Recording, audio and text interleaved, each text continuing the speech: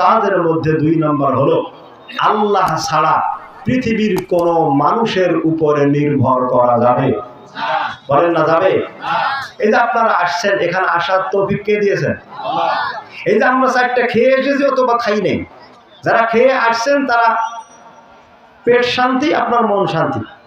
আর যারা খাইতে পারেন নাই হয়তো পেট মশলা মশলা করে আসেন, তারপরও সমস্যা নেই, কিন্তু খাবার দেওয়া আর খাবার না দেওয়ার মালিক কে? তাহলে এই যে নির্ভর আপনি করলেন, শুকরিয়া আদা করলেন বান্দা হিসাবে খালেকের উপরে। আমার আল্লাহ বলেন, বান্দা যখন আমার আল্লাহর উপর নির্ভর করে, বান্দার উপরে যত জুলুম থাক, নির্যাতন থাক, স্টিমরোধ চলুক, আমি আল্লাহ পাক আমার বান্দার সাহায্যকারী হয়ে যাই। সুবহানাল্লাহ। এজন্য আমার ভাইরা 10টা ধ্বংসাত্মক কাজের 2 নাম্বার হলো পৃথিবীর কোন মানুষের উপরে নির্ভর করা যাবে না।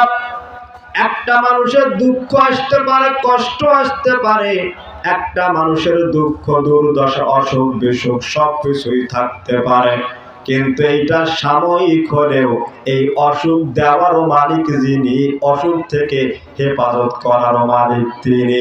বলেন সুবহানাল্লাহ। আজকে হয়তো আপনি কষ্টে আছেন, খাইতে পারতেছেন না, অথচ কালকে আপনি খাইতে পারতেছেন, হয়তো আপনাকে আল্লাহ পাক সম্পদের মালিক করে দিল, কিন্তু যেই মালিকটা আজকে সম্পদের মালিক আছে, হয়তো কালকে দেখা যাবে মানুষটা ভিক্ষুকে পরিণত হয়ে গেছে। আবার আজকে যে মানুষটা ভিক্ষুক আছে কালকে রাজায় পরিণত হয়ে গেছে। এটা করেন কে? তাহলে সেই আল্লাহ রাব্বুল আলামিন বলছেন, ইসলাম ধ্বংসকারী 10টা কাজের মধ্যে 2 নাম্বার হলো এই পৃথিবীতে মানুষ যেন কোনো বান্দার উপরে নির্ভর না করে, বান্দাকে নির্ভর করতে হবে। বলেন তো কার উপরে? আল্লাহর নবী যখন মক্কা থেকে মদিনায় হিজরত করেন, নবী মক্কা থেকে মদিনায় হিজরত করার সময় কাফের বেঈমানেরা যখন আল্লাহর নবীকে চতুর্পাশ থেকে ঘিরে ফেলেছে, তখন আল্লাহর নবী কি পৃথিবীর কোন মানুষের কাছে সাহায্য চেয়েছিল না আল্লাহর কাছে চেয়েছিল? কার কাছে? আল্লাহর নবী যখন মক্কা থেকে মদিনায় হিজরত করলেন, নবীজির বাড়ির চতুর্পাশে কাফের বেঈমানেরা ঘিরে ফেলল আল্লাহর নবীকে। আল্লাহর নবীকে হত্যা করবে এই জন্য নবীকে চতুর্পাশে ঘিরে ফেলা হলো। আল্লাহর নবী কিন্তু বেকায়দায় পড়ে গিয়েছিল। আল্লাহর নবী হযরত আলীকে তার নিজের বিছানায় শুইয়ে দিয়া আল্লাহর নবী শাহাতুল উজুর দম ফেলাইয়া এক মুষ্টি বালু কাফেরদের চতুর্পাশে ছিটা দিয়েছিল।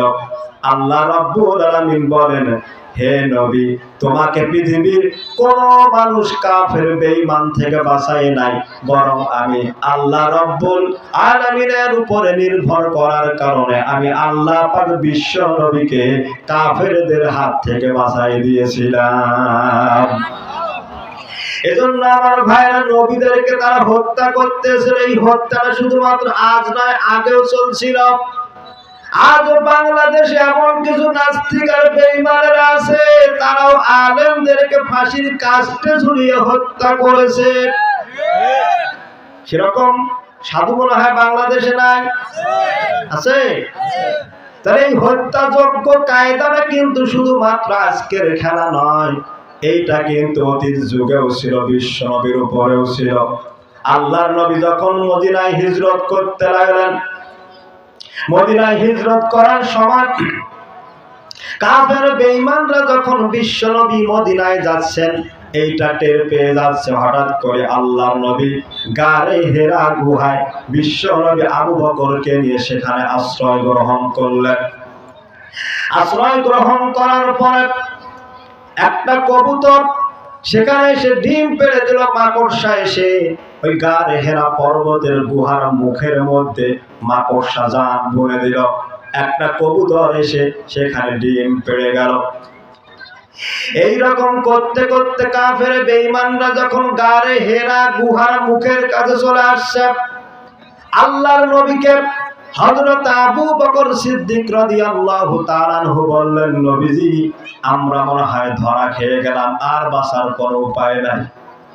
আল্লাহর নবী তখন আবু বকরকে বলে, আবু বকর, পৃথিবীর কোন মানুষের উপর আমরা নির্ভর করি না, যেই আল্লাহর উপরে আমরা নির্ভর করে এখানে আসছি, ওই আল্লাহ পাক কাফের বেঈমান থেকে বাঁচার দায়িত্ব রব্বুল আলামিন গ্রহণ করবে।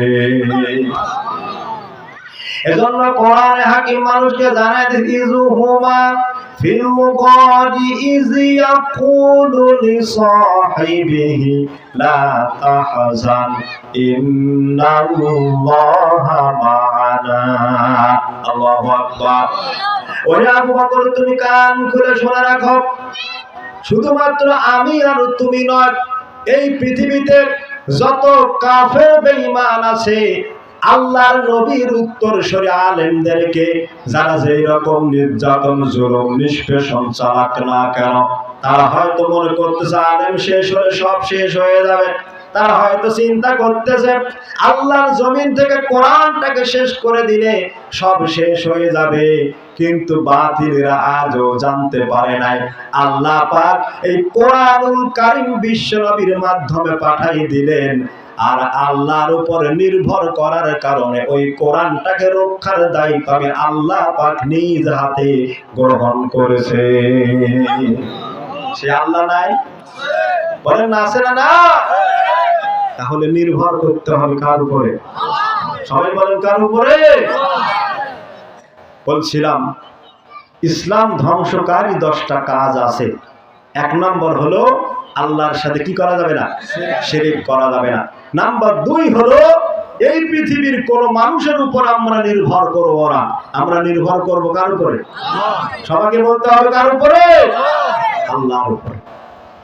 আল্লাহর উপরে যদি কোন মানুষের নির্ভরতা থাকে, তাহলে বলেন তো এই পৃথিবীতে আর কোন শক্তি, কোন বাধা, কোন বিপত্তি আছে নাকি যে একটা মুসলমানকে ধ্বংস করতে পারে? কিন্তু আজ বাংলাদেশে একটা চক্রান্তকারী দল আছে, যারা গোটা 15 বছরে এই বাংলাদেশে শাসন চালিয়ে আলেমদেরকে হত্যার নামে তাদেরকে নিধন করেছিল। গোটা বাংলাদেশের আলেমদেরকে এরা ধরে ধরে মিথ্যা মামলা দিয়ে জেলখানায় দিয়ে এরা প্রমাণ করতে চেয়েছিল এই আলেমদেরকে আমরা জেলখানায় ঢুকাচ্ছি, আর বাংলাদেশে আর আলেমরা কথা বলার সাহস পাবে না। কিন্তু বাতিলপন্থী জানে না, হক বিপন্থী দল জানে না, বাংলাদেশে একটা আলেম যখন ধরা হয় প্রত্যেকটা ঘরে 100টা আলেম তৈরি হয়। বাতিলপন্থীরা জানে না কোরআনের গায়ে হাত দিলে 100 কোরআন প্রেমিক তৈরি হয়ে যায়। বাতিলপন্থীরা এইটা আজ পর্যন্ত জানল না। বাংলাদেশের মুসলমান কিছু থাক আর না থাক, আল্লাহর কোরআন রক্ষার জন্য কাফনের কাফন পরে হলেও বাংলাদেশে আল্লাহর জমিনে আল্লাহর কোরআন প্রতিষ্ঠার জন্য হলেও তারা নিজের তাজা রক্ত দিবে, তারপরও বাতিলের কাছে মাথা নত করার জাত মুসলমান নয়। বাতিল শক্তি কিন্তু এরা জানে না। এজন্য আমার ভাইয়েরা 10টা ধ্বংসাত্মক কাজের 2 নাম্বার হলো নির্ভর করতে হবে কার উপরে? বাংলাদেশে যত আলেমদেরকে ধরা হয়েছিল, সব আলেমদেরকে একত্রিত করে বলা হয়েছিল, তোমরা যদি কোরআন থেকে বিমুখ হয়ে যাও, কোরআনের হক কথা না বলো, তাহলে আমরা তোমাদের সব মামলা তুলে নেব, তোমাদের কার হত্যা করা হবে না, ছেড়ে দেব।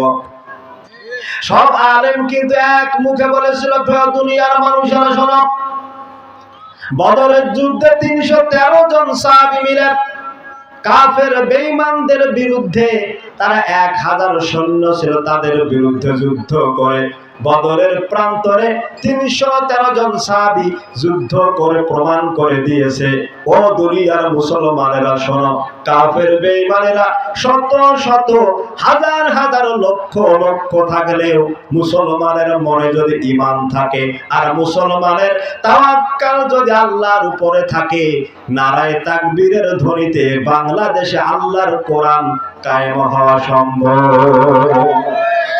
সম্ভব নয়? সম্ভব। মুসলমানদের অ্যাটম বোম হলো নারায়ে তাকবীর, আল্লাহু আকবার। আর কাফের বেঈমানদের সবচাইতে জ্বালার কারণ হলো নারায়ে তাকবীর। এজন্য তারা নারায়ে তাকবীর যখনই শুনছে এই স্লোগান, তখন তাদের মাথা কিন্তু খারাপ হয়ে যায়। যখনই তারা কোরআনের কথা শুনছে, আলেমরা যখন হক কথা বলে, তখন তাদের গায়ে কিন্তু অ্যালার্জি শুরু হয়ে যায়। তার কারণ কাফের বেঈমান মুরতাদরা বুঝতে পেরেছিল এই দুনিয়ায় যদি ইসলামপন্থী কোরআনপন্থী মানুষেরা একবার আল্লাহর জমিনে কোরআন প্রতিষ্ঠা করে, তাহলে ওই কাফের বেঈমানদের আর ভিডিএফের টাকা মেরে খাওয়া হবে না। তারা বুঝতে পেরেছে। তাহলে বলছি